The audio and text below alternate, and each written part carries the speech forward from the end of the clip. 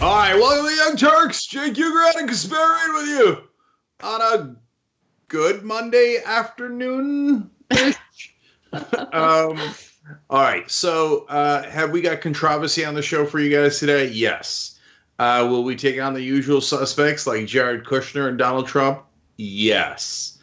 Will we also talk about a controversial story within the Democratic Party regarding AOC? Yes. So buckle up, brace for impact. Okay, so as usual, let me start these coronavirus shows by saying we need to also keep TYT healthy. So tyt.com/go. If you're in a tight situation, which a lot of Americans are, be careful. Okay, so I don't mean just with your health, but also with your financial health. So don't give something you can't give. Okay. On the other hand, if you're in an okay situation and you could help TYT stay healthy, it would be tremendously appreciated. tyt.com/go. We're trying to get to 250 by the end of the month. Well, that's in a day and a half. So wish us luck. I think we're at 224 now. And thank you to everyone who's participated. You guys are the best of the best. You make this show possible. Having said that, let's do the show. All right, let's do it. So, over the weekend, White House economic advisor Larry Kudlow was speaking to Martha Raddatz about the pandemic. And if you can recall, early on, he was a little dismissive of the pandemic, of coronavirus overall, and he didn't think that was sharing these talking points about how strong the economy would remain regardless of coronavirus. Well, I've always wondered, how do people trust Trump administration officials when they just lied to the American people and then change their commentary depending on whether or not it suits them or is convenient for them? Well, luckily, Martha Raddatz asked about that. Let's take a look. This virus, nobody expected this thing to come down as far and hard and widespread as it did, but it did. And we are Americans. Mr. Kudlow, I want to stop you there just for a second, including you. It was also just a month ago you told CNBC that you thought the virus was contained in the country, even though doctors were warning others otherwise. You also downplayed the threat of a long-lasting economic tragedy. You have since said that was based on facts at the time, but yes. Why should people trust you this morning with your prediction? Look, I'm as good as the facts are, and at the time I made that statement, the facts were contained. The president had just put the travel restrictions on China, and a lot of people agreed with me. In fact, at the time, a lot of people felt that the flu was worse than this virus. But as soon as the facts changed, we changed our whole posture and our whole strategy, and we've gone full bore. As I said, no package like this has ever been passed Congress before. And look, as the president has said, we will do more if need be. Yeah. We will. Go ahead, Cenk. Yeah, sorry. There's just two things there that's noteworthy. One is I don't disagree with him on, look, if the facts change, then, you're going to adjust to those facts. But I do disagree with him on what the facts were back in the day, because we were on the air. We were reading the stories, and at the time, contemporaneously, we knew that they were massively underplaying the coronavirus. I remember when Trump said, it could be just 15 cases, and then soon it'll be zero. And we were saying, that's nonsense. That's not even close to true. That's absolutely ridiculous. Look at how contagious it is in China, Italy. That had already happened. It got way worse in Italy after that. But when they say that it wasn't at the time, it was, and nobody thought it was a big deal, that's not remotely true. Everybody but them thought it was a big deal, and at the time they were busy trying to cover it up so that the markets wouldn't fall. Yeah, you're absolutely right. I mean, he really did downplay coronavirus when the general public already understood the severity of the pandemic. And, what he's specifically commenting on there is his previous comments on the economy and how it's strong, and he's not worried about the pandemic hurting the finances of Americans and the economy overall. But the truth is, I mean, this is the thing that drives me crazy. And you've talked about it in detail, Cenk. It's not just coronavirus. Like, coronavirus ended up being the catalyst that sunk the economy.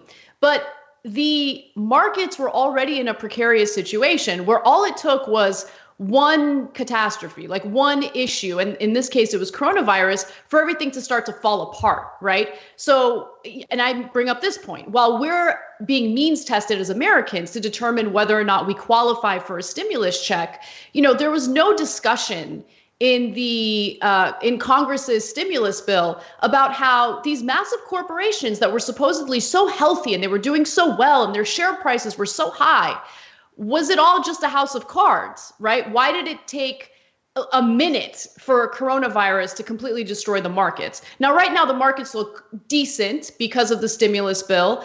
But overall, I mean, we've been talking about how fragile the state of the economy was. And Larry Kudlow never told the truth about that. He continues lying to the American people about that. So first of all, let's just be clear. The Dow's lost 7,000 points from its peak. So it's stabilized now, but it is not in good shape. Look, on the one hand, I totally understand and empathize with a lot of businesses, small and large, dealing with this. We got to deal with this. And then that's why we are doing tyt.com/go to help us stay healthy and sustainable. If you're running a restaurant, God help you. I mean, Jesus. You name a business where people normally go to, hairdressers, et cetera. And a lot of them are small businesses, and they're absolutely devastated, way more devastated than the large businesses. But if you got a large business and you run an airline company, let alone cars and other things that are affected by it, I get why you'd be in a lot of trouble. And it's hard to plan for a pandemic. At the same time, we are told nonstop about the benefits of unregulated capitalism. So I say all the time, to the frustration of some of you guys, that I'm a capitalist. I'm going to coin a new term here. As Bernie's a democratic socialist, I'm a democratic capitalist. And what that means is that I believe that capitalism should be checked by democracy. Corporations are going to look out for themselves, and the government is supposed to look out for you, the citizens. But we hear from the right wing, and especially Larry Kudlow, when he was on CNBC, that we're supposed to have unregulated capitalism. Regulation is horrible, terrible. Democracy is not a good thing because it checks in these poor corporations who otherwise would give you endless goodies and save the world.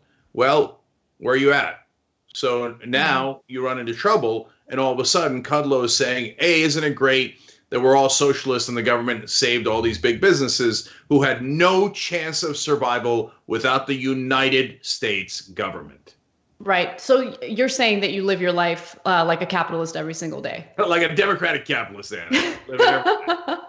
All right. Well, look, Kudlow answers a question about how Americans can trust him when, he wasn't necessarily telling the truth in the early days of the pandemic. Well, after he answers that question, he then proceeds to lie to the American people about what the Trump administration is doing to protect them economically. Take a look. Don't forget also, please, regarding things like rent payments or rental home loans, all that evictions, let me add that, all that will be put on hold. There will be no evictions during this period. Principal and interest on loans, if they're federal loans, can be suspended. There's a moratorium on student loans. We've tried to cover every single base. So he is not telling the truth there. He's leaving out an incredibly important component of this, the protections. And it's that if you have housing through the federal government, right, so through HUD or something like that, then you will not be evicted. But the truth is, for private loans, let's say you have a student loan through Bank of America, I'm just giving you a hypothetical, there is absolutely no indication that your student loans will be deferred, interest-free. You have to call the bank, the private lender specifically, and work out some sort of deal with them. Same goes for rent, same goes for mortgages. And the way that they're selling this, members of the Trump administration, is specifically meant to make it seem as though they've gone above and beyond to protect Americans from being evicted or really suffering through this pandemic when they're forced to stay home. And the truth is that that's not the case, right? If you have a private lender, then you have to work something out with your private lender. And I am hearing stories about people in California, for instance, where you're not supposed to be evicted. They're getting eviction notices because of issues prior to the pandemic, right? So they're able to evict people if, let's say, they were delinquent on their rent prior to the pandemic occurring. It's just gross. And what they're claiming is happening is not really true. Yeah. So first a fun point, then a couple of serious points. Somebody made this point online, so I'm just borrowing it. But why does it look like everyone defending Trump on television looks intoxicated? Cenk, he's like slurring his words. I mean, I don't want to go there, but come on. Come on, we're not gonna evict anybody. So yeah, I don't know if they're actually intoxicated. I really don't know. But Kudlow, Giuliani, and Jeanine Pirro constantly at least give off the appearance of being intoxicated on air. We've got a segment on Pirro that we're going to do for our members first in the post game. TYT.com/join to become a member, or just click the join button if you're watching on YouTube underneath the video. That's going to be a fun story. But back to now serious stuff. When they first started giving out the stimulus package, they're like, oh, no, it's okay. And even before that, when the Fed started doing quantitative easing again, they started saying, oh, no, it's okay. The Fed gives it to the banks, and then the banks gives it to the businesses, because now there's loose credit. The banks are just going to give out loans. I knew that was instant nonsense.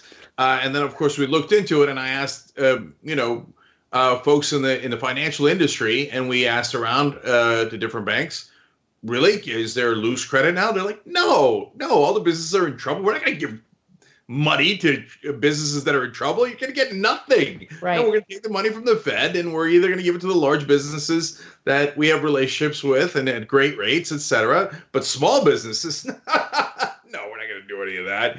Now, later, the CARES Act did look out for small businesses. We're fair and honest on this show. But the money that Kudlow's talking about that went to the Fed did not help any small business, not 1%. Okay. And then the second serious point is we have more on this later in the show, too. Private landlords like Jared Kushner and his family, they can still break your back. And that's what they're trying to do right now. Again, if you're a member, TYT.com/join, you can get the whole show whenever you want. You can listen to it while you're jogging. That's still allowed these days, doing laundry, etc. But I want to get to the Jared Kushner story later, because a lot of this that Kudlow is saying is total hypocrisy.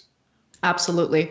Well, let's get to our next story because it has to do with Fox and its messaging early on and how they've changed their tune, but they're worried about some consequences. So, in the early days of the coronavirus, Fox News certainly decided to pretend as though coronavirus wasn't an issue, that it was nothing more than a Democrat talking point in order to destroy Donald Trump's chances of getting reelected. And then once Trump started taking COVID-19 seriously, they changed their tune.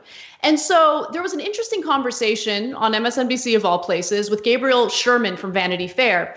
And he shared a little bit of insight regarding what's happening internally at Fox News. Take a look. You know, when I've been talking to Fox insiders over the last few days, there's a real concern inside the network that their early downplaying of the coronavirus actually exposes Fox News to potential legal action by viewers who maybe were misled and actually have died from this. You know, I've heard that Trish Regan's being taken off the air is, reflective of this concern that Fox News is in big trouble by downplaying this virus. And the New York Times reported days ago that the Murdoch family was privately taking the coronavirus seriously. The Murdochs, of course, own Fox News, so they were taking personal steps to protect themselves, while anchors like Trish Regan and Sean Hannity were telling viewers that it's a hoax and putting themselves potentially in mortal danger. So it's so gross that the Murdochs were doing what was necessary to keep themselves safe, while on their air, on Fox News and Fox Business. You had people like Trish Regan arguing that this isn't something to take seriously. It's all a hoax. And by the way, Gabriel Sherman referenced this, but Fox Business did take her off the air. Fox Business announced Friday that it has, quote, parted ways with Trish Regan, a primetime host who gained notoriety for suggesting on her March 9th show that the COVID-19 coronavirus was a politically motivated scam. And this has negative consequences because whether we want to believe it or not, cable television does have a lot of influence, especially Fox News. Yeah, super interesting story. And I'm fascinated by how responsive Fox News is to the idea of getting sued. And they realize, look, the government's a joke. We control them completely. That's not going to be a problem. The rest of cable news, they'll tweak us from time to time, but we dangle that carrot of maybe one day we'll hire you too, and they'll bow their heads and be fine. But lawyers, they ain't nothing to mess with. And if somebody dies because they heard one of your idiot hosts telling them that coronavirus is no big deal, well, you could be in for a world of hurt and a giant, giant settlement. And they would know a thing or two about settlements, having paid out so much money to the women that they sexually harassed over and over again. So they're understandably concerned, at least financially concerned, about the misinformation they put out, because this is not a normal political story where you could lie as a regular course of business, which is what Fox does. In this case, if you lie, people might die, and then you're going to have a world of hurt. And of course, that's in the language that the Murdochs understand, which is a world of hurt financially.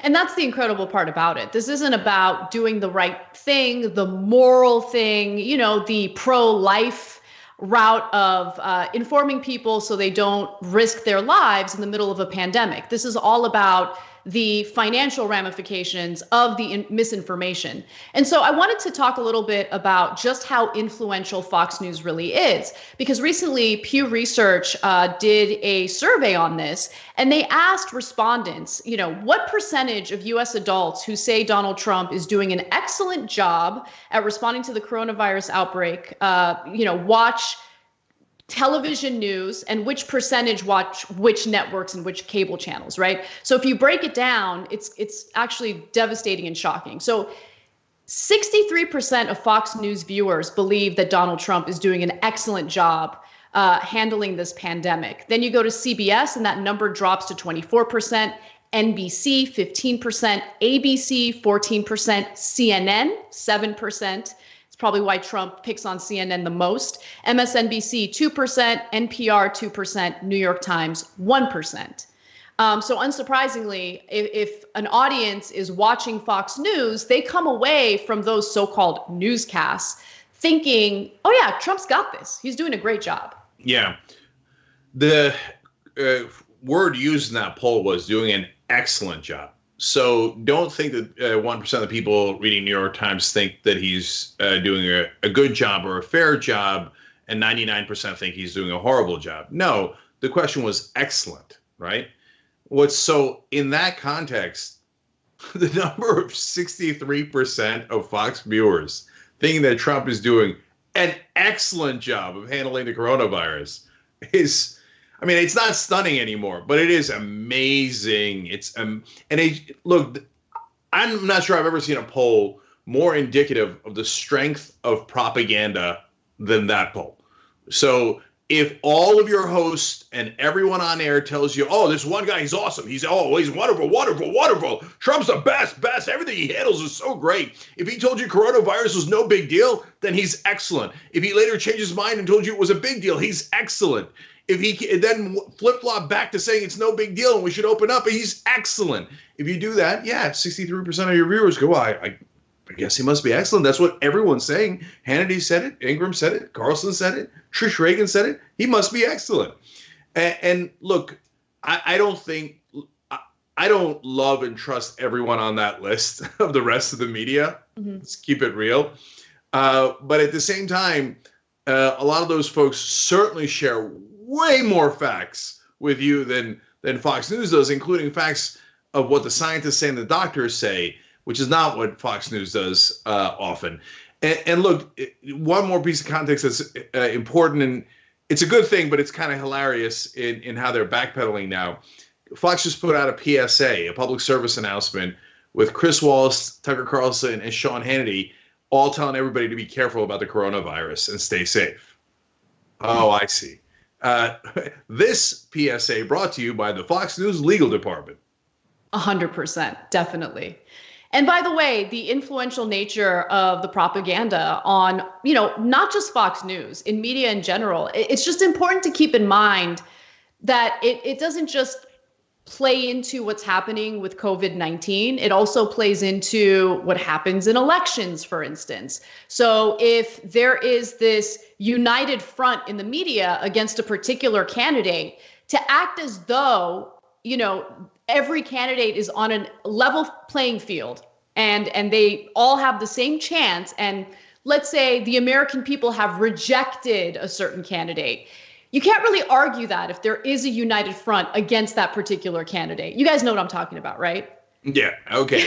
Well, let me just be a little bit clearer. Yeah. So first of all, on Fox, I'm glad that their legal department made them turn around because, they do brainwash their audience. And so if they're going to do that, they might as well at least give them some facts and tell them to be careful about coronavirus. So I'm glad about that turnaround. But let's also note the hypocrisy that Sean Hannity said things that were very, very similar to Trish Reagan.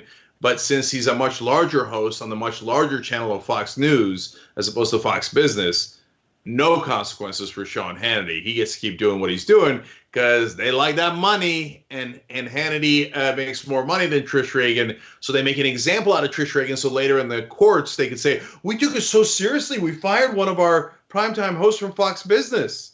Right. So that's how that game is played.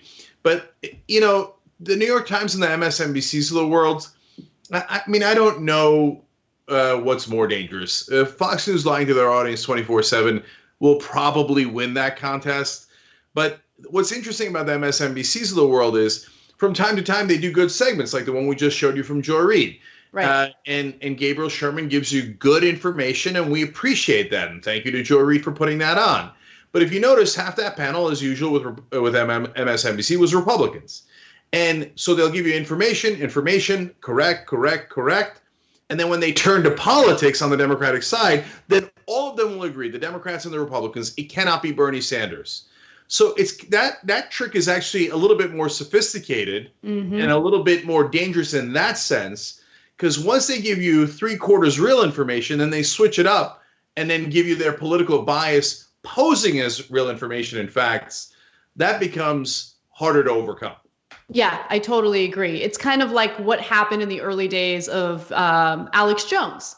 He had all his crazy conspiracy theories, but every once in a while there was some truth in what he would talk about. And people would latch onto the truth and cite that as, hey, this guy isn't crazy. He's actually pretty credible. So, it's a little reversed with Alex Jones because most of what he had to say was crazy. But those little kernels of truth made his little operation a lot more sophisticated. So I totally get what you're saying. All right, we got to take a quick break. When we come back, the controversial topic that we'll discuss, it's nuanced, but there's a new piece in Politico regarding AOC and how she's shifting to more of a establishment-friendly ideology. Is that true? We'll discuss that and more when we return. We need to talk about a relatively new show called the Republic, or UNFTR. As a Young Turks fan, you already know that the government, the media, and corporations are constantly peddling lies that serve the interests of the rich and powerful. But now there's a podcast dedicated to unraveling those lies, debunking the conventional wisdom. In each episode of On the Republic, or UNFTR, the host delves into a different historical episode or topic that's generally misunderstood or purposely obfuscated by the so-called powers that be, featuring in-depth research, razor-sharp commentary, and just the right amount of vulgarity. The UNFTR podcast takes a sledgehammer to what you thought you knew about some of the nation's most sacred historical cows. But don't just take my word for it. The New York Times described UNFTR as consistently compelling and educational, aiming to challenge conventional wisdom and upend the historical narratives that were taught in school. For as the great philosopher Yoda once put it, You must unlearn what you have learned. And that's true whether you're in Jedi training or you're uprooting and exposing all the propaganda and disinformation you've been fed over the course of your lifetime. So search for UNFDR in your podcast app today and get ready to get informed, angered, and entertained all at the same time.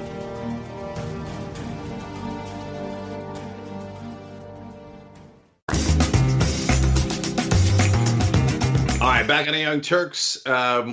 Let me tell you quickly about a sponsor of ours, Aspiration. So I tell you often about how doing business with them is a win-win because they're progressive. They don't put your money in fossil fuels, et cetera. They're taking it to the next level now. They say that with every purchase you make on your Aspiration account, they're going to plant a tree. I'm going to double check that for you guys and have more information tomorrow because that's a lot of trees.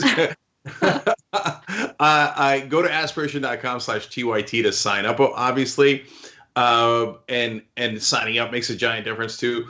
But I have an Aspiration account. And as soon as I saw that, I was like, really? Because then, I don't know, I probably make 10 purchases a day. I feel pretty good if I'm planting 10 trees a day by using Aspiration. So check it out. And we're the only goofballs that do sponsor reads like this. Like, I don't know. It's probably true. I'll get back to you tomorrow. Well, the one thing that we do know about Aspiration for sure is that they do not invest your money in the fossil fuel industry and other, companies that we have issues with as progressives.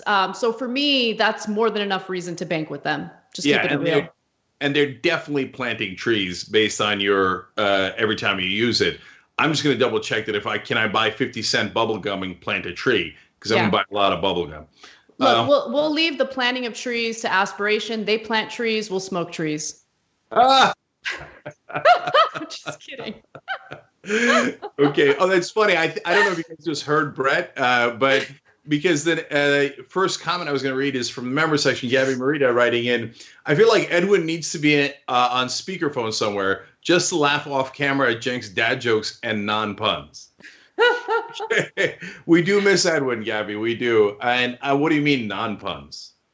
Okay. Anyway, I love our members. Cloyd Von Thundermuffin is next.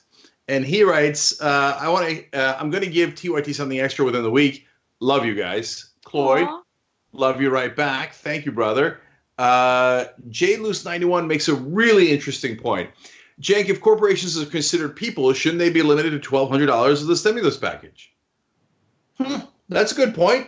People are getting $1,200. So the multinational public corporations, if they want to be considered people, I guess they should just get $1,200. And we're done with it. Man, do we save a lot of money there. J-Luce, thank you. I appreciate you thinking, brother. So those are our members. Let me give you one from the YouTube Super Chat. We always appreciate when you use YouTube Super Chat. LD says, just joined TYT as a member. Finally, keep fighting the good fight, guys. Much love to you from South Carolina. L, right back at you. We appreciate it, sister. So there's a couple of different ways to join. As you know, tyt.com/join gets you all of our stuff. You could also join on YouTube by hitting the blue button underneath, kind of blue, underneath the video. And for all of you guys watching in all these different places, because now I'm watching us on YouTube TV where we have a 24-hour channel, and on Roku as well where we have a 24-hour channel. We have it in other places as well. But those are the two that I have at home. It's super neat. I just turn it on anytime. I'm like, look, Damage Report, Happy Half Hour, all of our shows. But if you want to get it in one package, tyt.com/join, and that way you can listen or watch anytime you want to all of our shows. All right, Anna, what's next? All right. So there's a pretty provocative piece in Politico, and it has to do with Representative Alexandria Ocasio-Cortez, who's often talked about as a firebrand progressive in Congress, a freshman Democrat. The piece is titled, AOC breaks with Bernie on how to lead, breaks with Bernie on how to lead the left. And then the subheadline is, the Congresswoman is declining to back primary challengers, following in her footsteps and working within the system in Congress.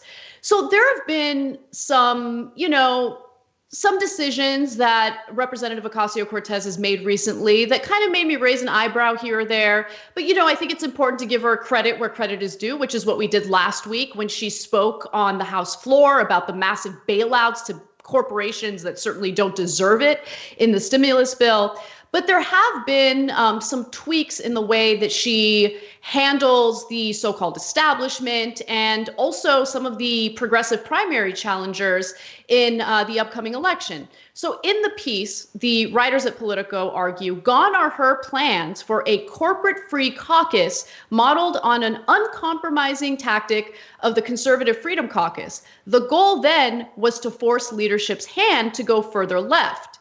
Then they write, after starting some high-profile fights with Speaker Nancy Pelosi early in her tenure, Ocasio-Cortez has dubbed Pelosi Mama Bear of the Democratic Party.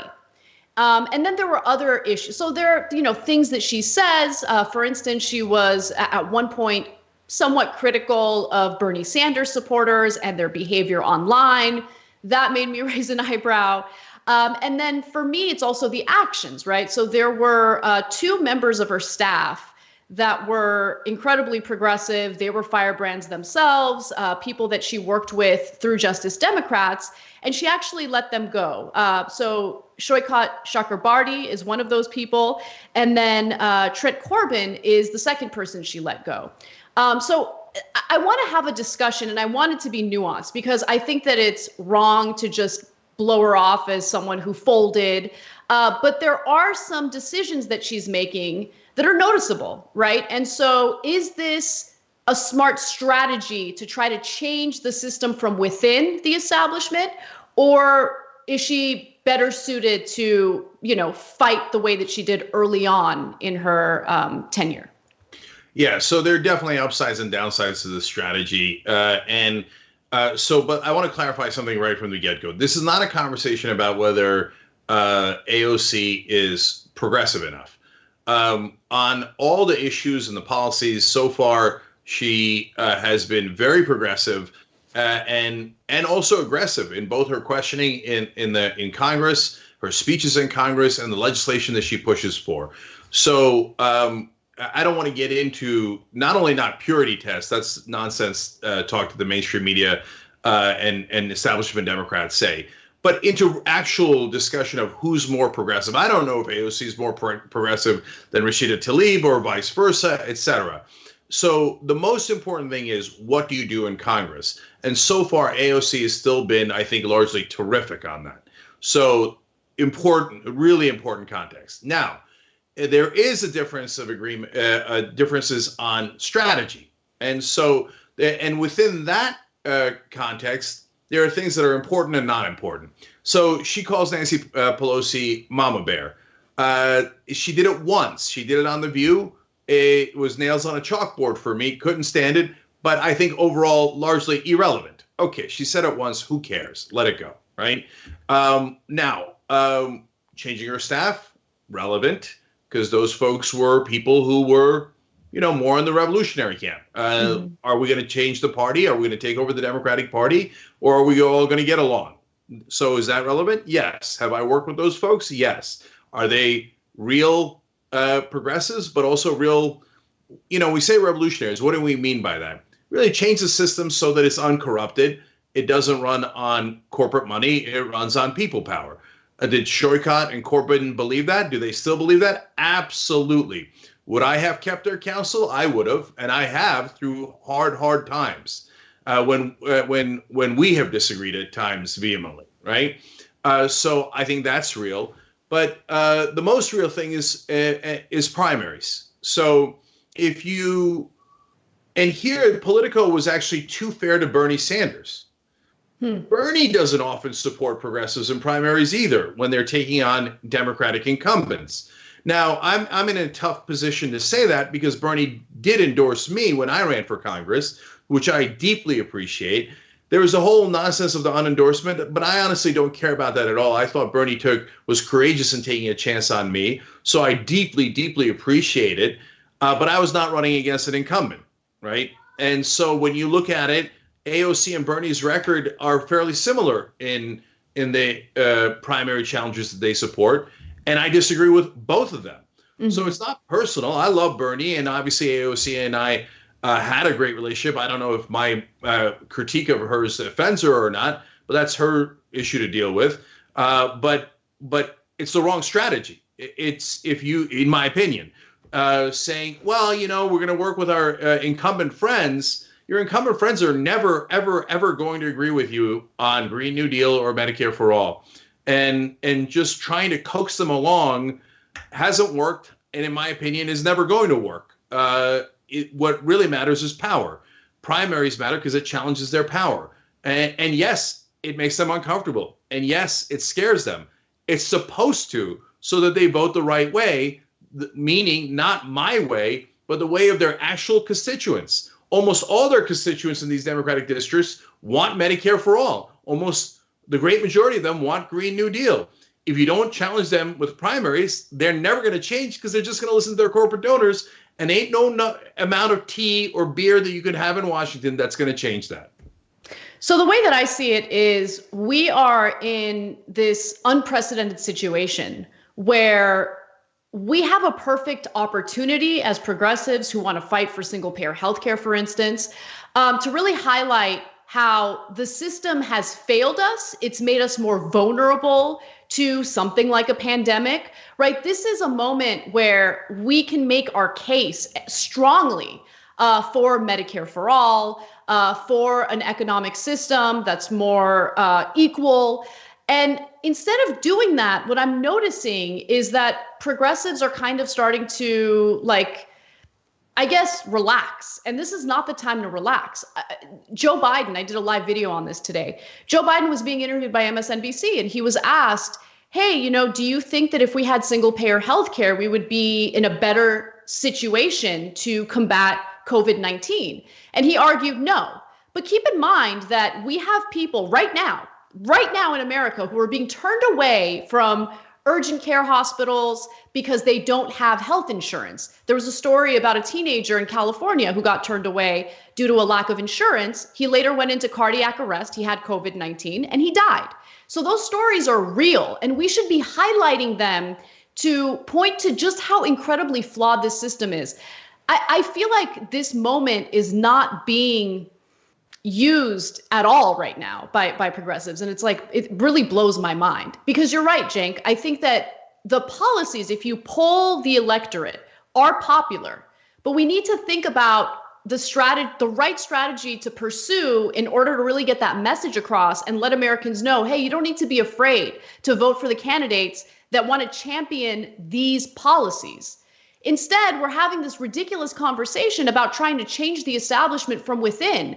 Look, the corporate money and the Republican Party has been so successful in shifting the Democratic Party to the right.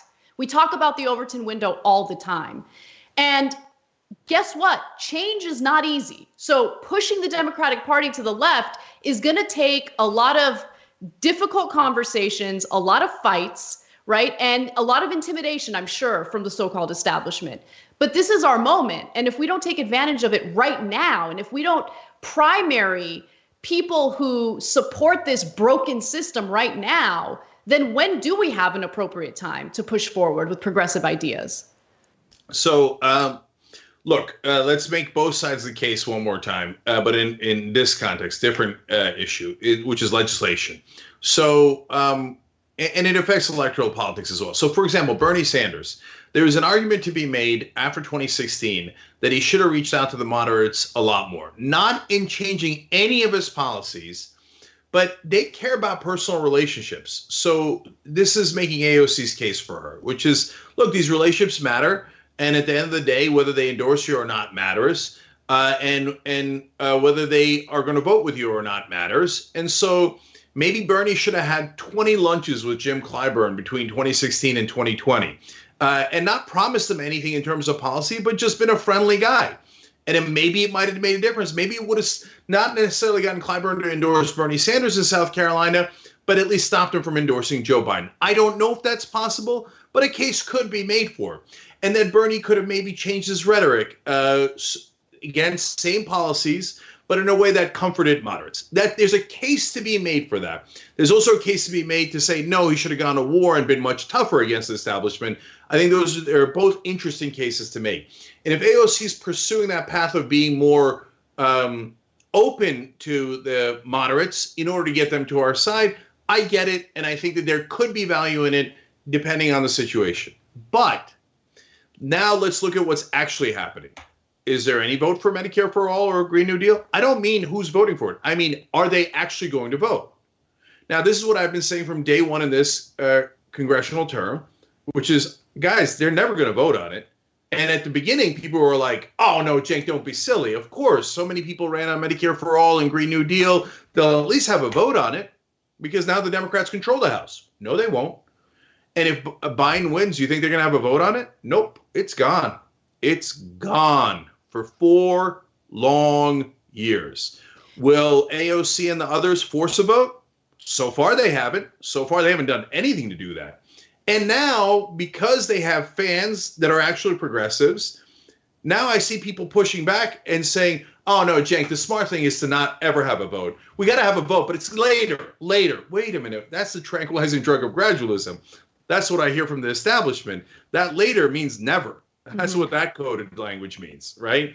And that's not tough to decipher.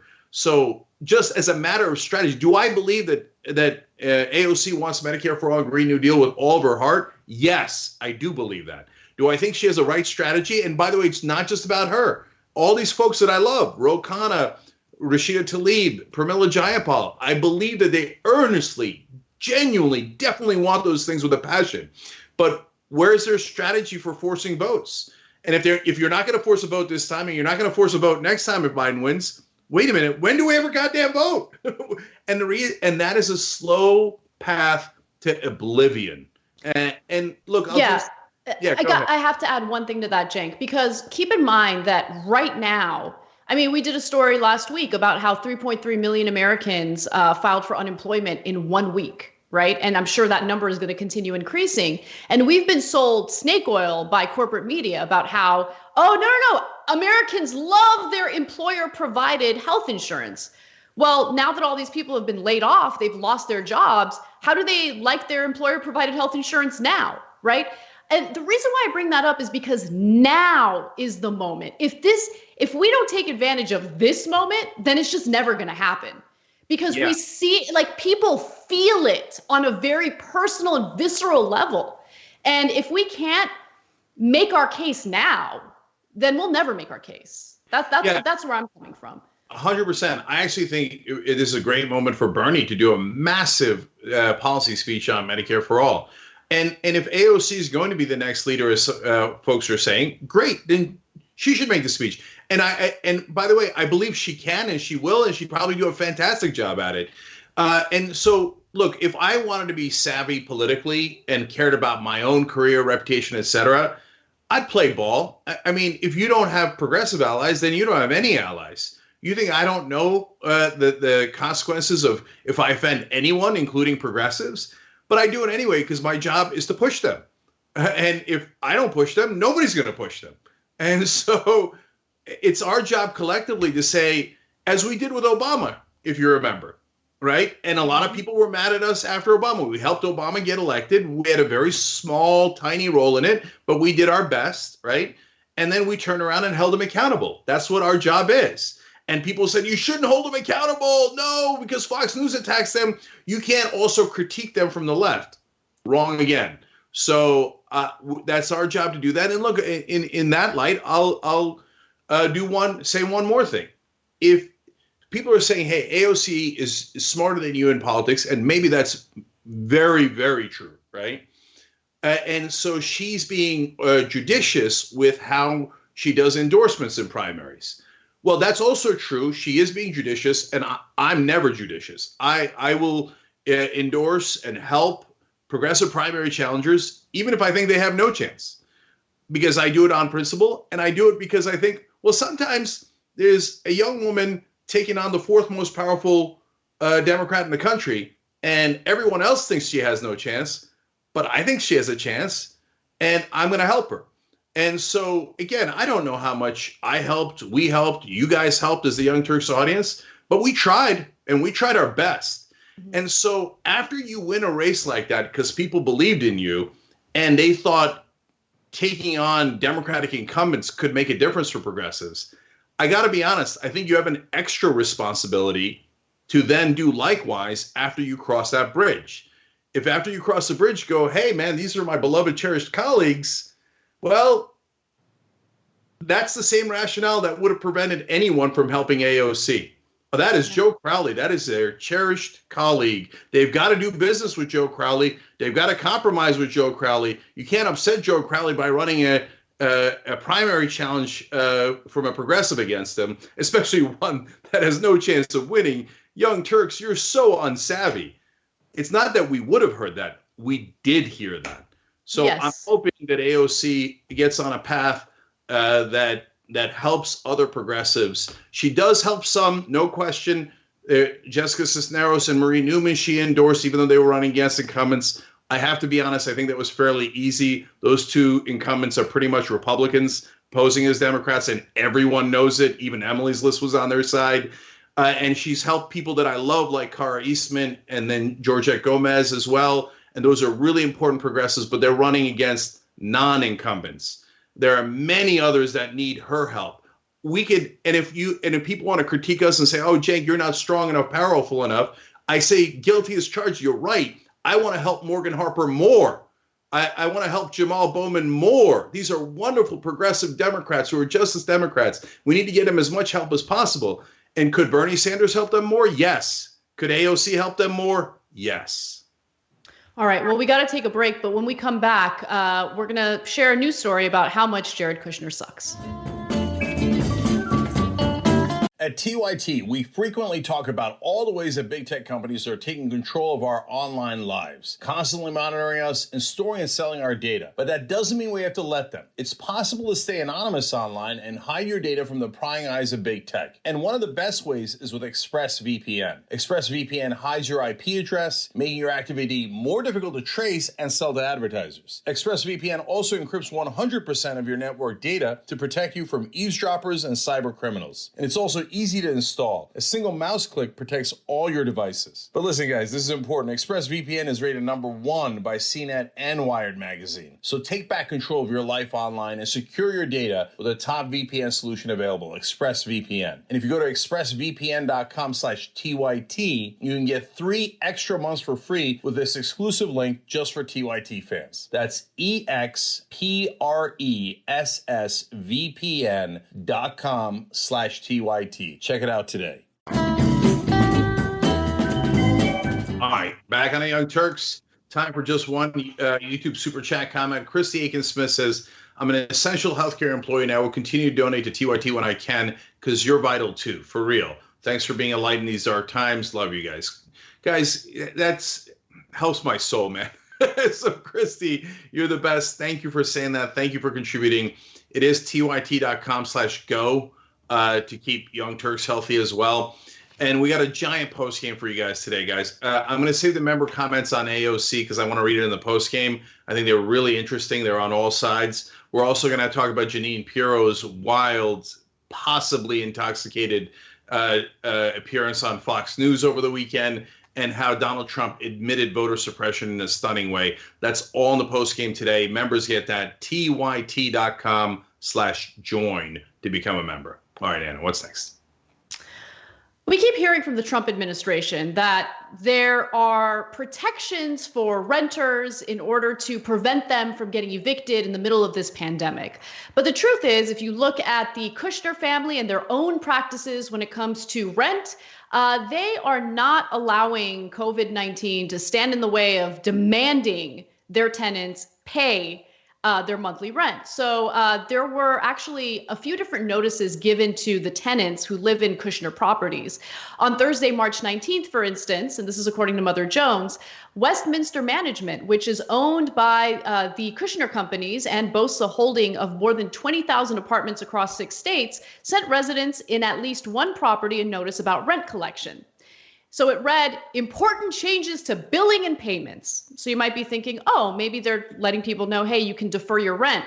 But that's not the case. Before outlining a new online platform that would accept credit or debit card payments for a fee or by e-check without additional charge. 2 days later, on March 21st, the company sent another email to residents while it acknowledged the global pandemic by saying the company hoped, quote, you all stay safe and healthy in these challenging times, it went on to tell tenants to sign up for the new payment platform ASAP. And then on Wednesday, March 25th, the company again reminded tenants of the new rent payment platform, this time via paper notices slipped under apartment doors. The messages had no mention of any rent breaks or a willingness to work with tenants facing financial hardship due to the coronavirus.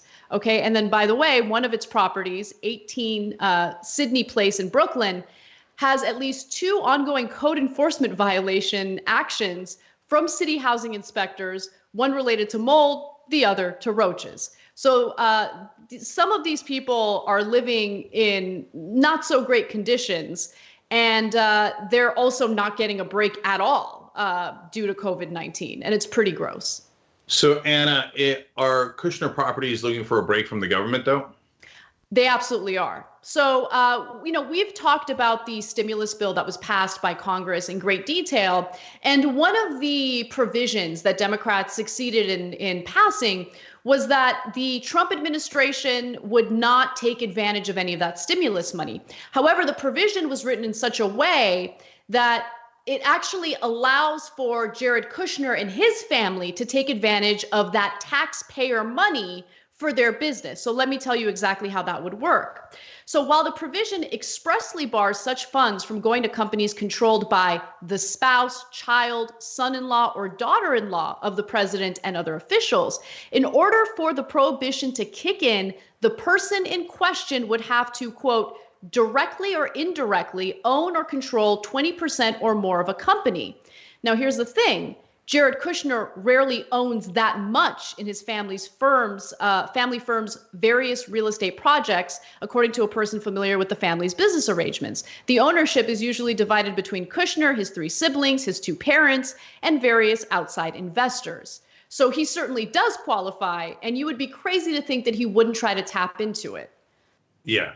And of course, the company will and say, oh, it's got nothing to do with Jared, but there's all these other Kushners that need to be taken care of, let alone the outside investors. So look, on the one hand, if all you care about is numbers, I understand you'll ask for the most amount you can get. The Kushners will for all their properties from the government, and then you'll give the least amount to your own tenants. But shouldn't that bother you on a human level? I mean, at a bare minimum. And shouldn't our government not allow people to do that? And so those tenants, they're also being told, by the way, we're not going to, as Anna pointed out, not going to take care of your mold. We're not going to come in and do maintenance because of coronavirus, but you still have to pay us ASAP. Exactly. And I want to talk about this a little more in the postgame show today. Become a member by going to tyt.com/join. My father's actually a landlord, and I want to share a discussion that we had recently about this whole stimulus package and how it would impact him. So again, become a member, go to tyt.com/join. For everyone else, thank you so much for watching. Hope you enjoyed the stories we did today, and we'll see you tomorrow. Thanks for listening to the full episode of the Young Turks. Support our work, listen ad-free, access members-only bonus content, and more by subscribing to Apple Podcasts at apple.co/TYT. I'm your host, Cenk Uygur, and I'll see you soon.